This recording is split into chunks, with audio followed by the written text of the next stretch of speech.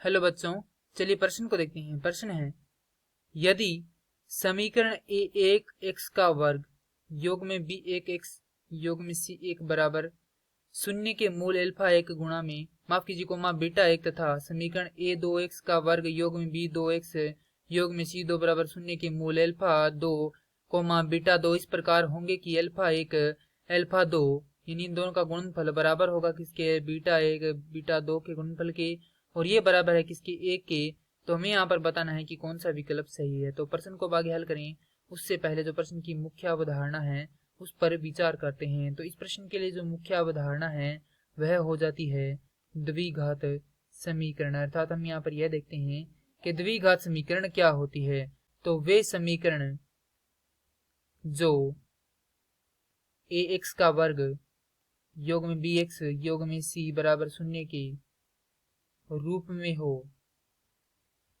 द्विघात समीकरण कहलाती है। अब हमें समीकरण दी गई है उसको लिख लेते हैं।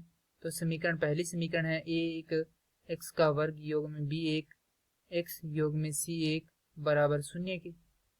अब इसके मूल क्या दिए गए हैं, अल्फा एक और बीटा एक दिए गए हैं। चूंकि हम जानते हैं कि मूलों का योगफल अर्थात अल्फा एक योग में बीटा एक, यहाँ पर पहले लिख देते हैं यदि अल्फा एक बीटा एक मूल हो तो यहाँ से बराबर होगा किसके, ऋणात्मक बी एक बटा में ए एक के, और अल्फा एक गुणा में बीटा एक बराबर होगा सी एक बटा में ए एक के। अब दूसरी समीकरण हमें दी गई है ए दो एक्स का वर्ग, इसे नाम देते हैं समीकरण एक। अब ये होगा ए दो एक्स का वर्ग योग में बी दो एक्स योग में सी दो बराबर शून्य।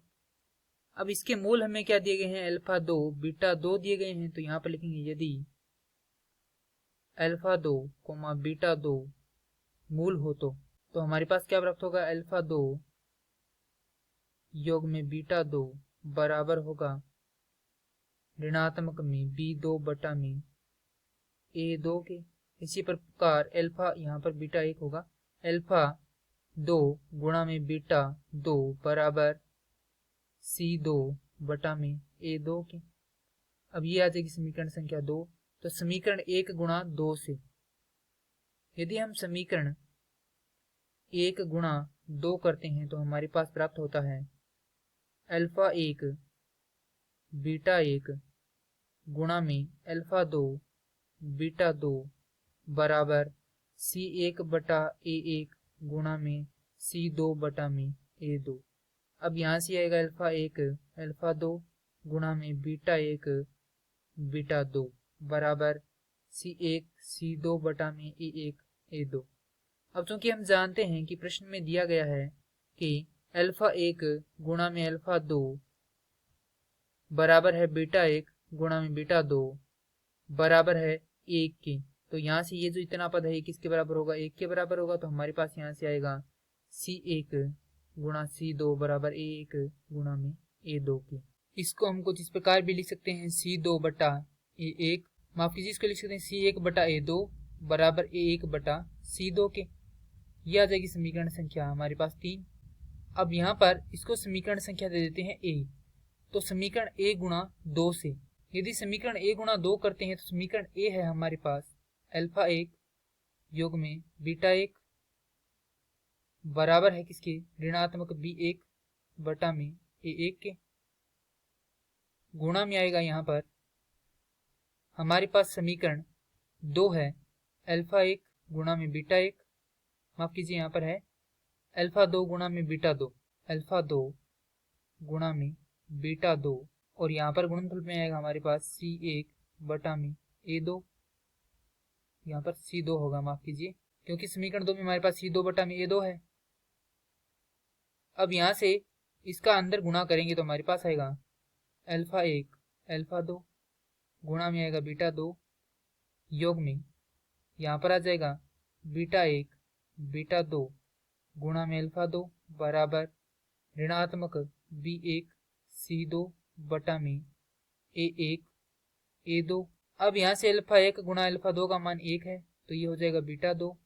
इसी प्रकार यहाँ पर इन दोनों का मान भी एक है तो यहाँ पर होगा अल्फा दो बराबर होगा ऋणात्मक बी एक C2 बटा में A1 A2। अब यहाँ से हम जानते हैं कि इन दोनों का मान कितना है, जो कि हमें यहाँ पर दे रखा है प्रश्न में, ऋणात्मक B2 बटा में A2। तो ऋणात्मक B2 बटा में A2 के, तो ये होगा ऋणात्मक B1 C2 बटा में A2 A1 A2। तो ऋणात्मक से ऋणात्मक चिन्ह कट जाएगा, A2 से A2 कट जाएगा। हमारे पास यहाँ पर आएगा B2, यहाँ पर B1 का इधर भाग लगा दे देंगे, तो हमारे पास आएगा B1 बराबर C2 बटा में A1। दोनों को क्या कर इस प्रकार भी लिख सकते हैं, कुछ इस प्रकार से, B1 बटा B2 बराबर होगा A1 बटा C2 के। और चूंकि हम जानते हैं कि समीकरण 3 से A1 बटा C2 किसके बराबर है, ये बराबर है C1 बटा A2 के। और ये क्या करना था, हमें हल करना था। और यह हमारे प्रश्न का उत्तर है। यदि हम देखें तो यह उत्तर दिए गए विकल्पों में से विकल्प बी से मिलान करता है, तो प्रश्न के लिए सही उत्तर होगा विकल्प बी। मैं आशा करता हूं कि यह प्रश्न आपको समझ में आया होगा। धन्यवाद।